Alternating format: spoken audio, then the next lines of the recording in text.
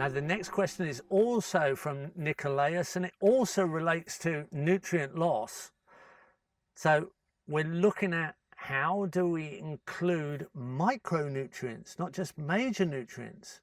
Well, on the table here, I've got a few components that we use. One here is worm castings from a worm farm.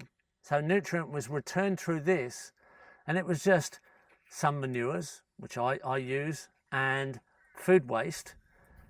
With the compost worms, all the organisms in their intestinal tract, right, included, which is many beneficial microorganisms. Now that's just not just a solid material we're returning to the soil, but also the worm juice that goes through worm castings.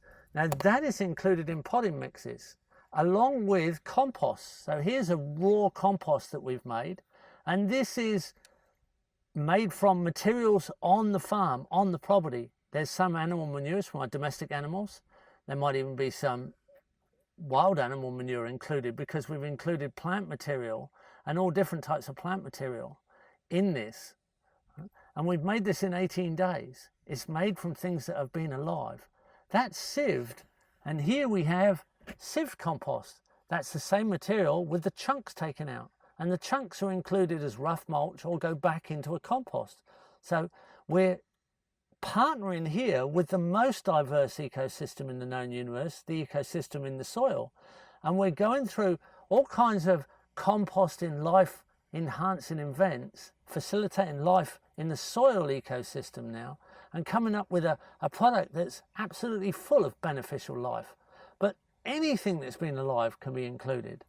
Now when we then mix that with a sand, and this is sharp sand from the inside bends of rivers, which is a natural mineral deposit, we make a potting mix.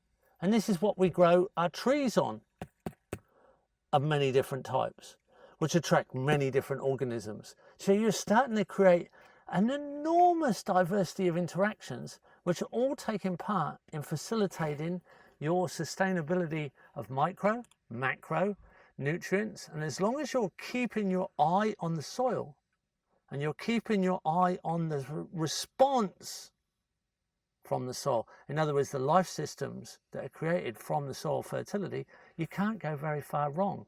It's just a little bit of adjustment, and you can make sure that you are not exporting too much surplus.